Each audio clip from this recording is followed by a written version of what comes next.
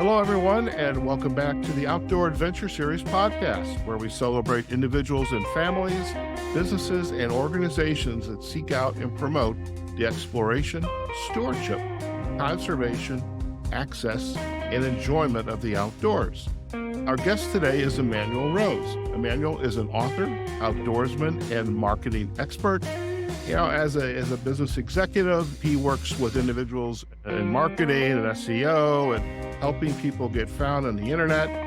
As an avid outdoorsman, he likes to go out and explore places perhaps you and I may not even get to, and just enjoy the experience, the solitude, and especially if there's a nice stream there, the rod and the reel and the lures are going in the water. And as I like to share with many of my guests who are also fishing enthusiasts, I've never been fishing.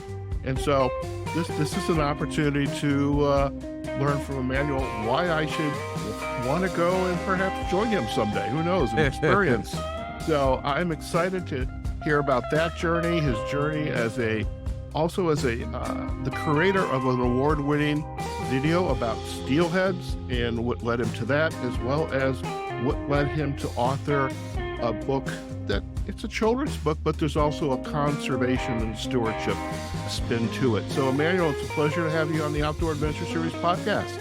Hey, it's great to be here, Howard, and I want to tell you you're welcome to come up to Oregon anytime and go fish the Deschutes with me.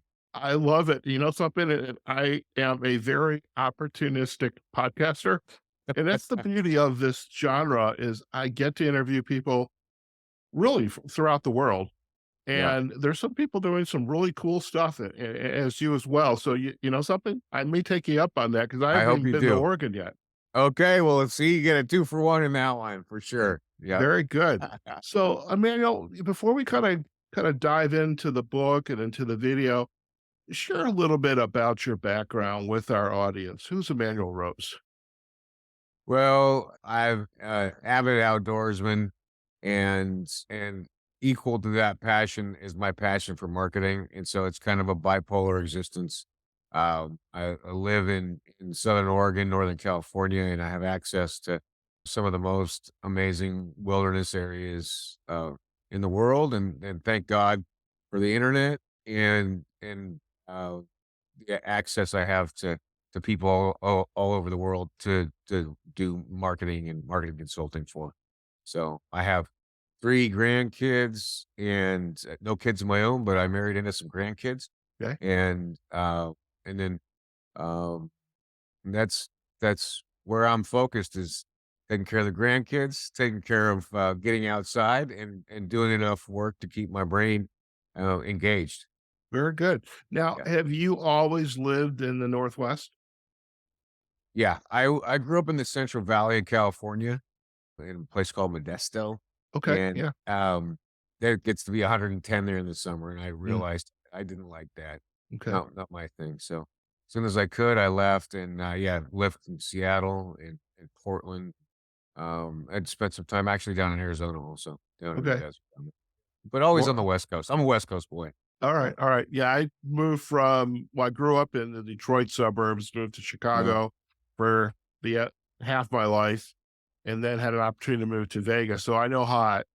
And the first thing they say on Vegas is how much fun you have on the Strip, and it's like, well, I have only been there maybe 1 or 2 times, and that's to meet friends for dinner or to a lunch or something like that. But I love the outdoors, and this being outdoors is so important to us.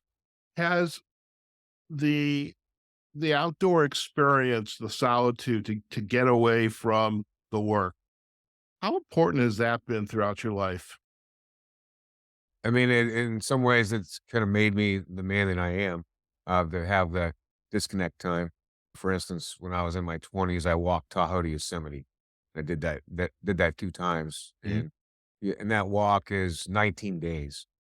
And you spend 19 days off grid in wilderness like that, you come out a different person. Yeah. You have a chance to go through your values clarification, and you go through some life-threatening situations or at least decision-making processes.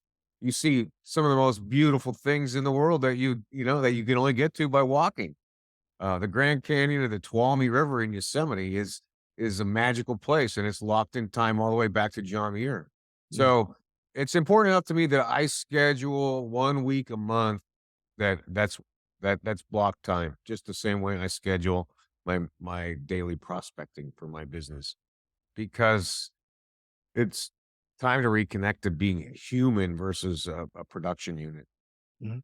I love what you just shared. Yeah, we unfortunately we have to pay bills, have a roof over our head, food on the table. You're married, you've got the grandkids, you want to spoil them. But the idea of taking a week off a year to me is that's great, and it's kind of like the was it Ferris? Cannot remember his name. Had the 4 hour work week. Oh, right, yeah. Okay, Yeah. and I think it's just wonderful that you're so committed to doing this, and that's your way of kind of decompressing it and kind of recentering yourself. Have you always felt this way? I mean, growing up, were you into the outdoors? Did your family introduce you to hiking, swimming, biking, or did that come later in life? Yeah, I grew up in a family of what I call orthodox fly fishermen, and there's only one way to fish, and that's with a fly rod. There's only one way to fly fish, and that's with dry flies. So that kind of orthodoxy. And I was lucky. My dad was he was a working man, but he made it a priority to get us out on the weekends as consistently as he could, um, and so I grew up from the time I was well, the f the very first time I went, my mother tied me to a tree by the creek, and I was not even 1 years old then, so that's how long I've been going outside. Maybe the getting tied to the tree wasn't the best thing, but, uh, sitting by the creek all day was probably pretty good. So, yeah, and then backpacking with my dad started when I was 4 or 5, and, and then we went deer hunting, we went, rabbit hunting, obviously went fly fishing, and, we got time by myself outside on those trips and had to start to understand decision making, right? When you're 12 years old sitting on a rock hunting, you've got time to think and you've got to decide, well, oh no, I'm scared. Should I go and try to find my dad? Then you're like, well, where in the hell is he? I don't know where to go find him. So I'm gonna just sit here. He's gonna come back to me at some point.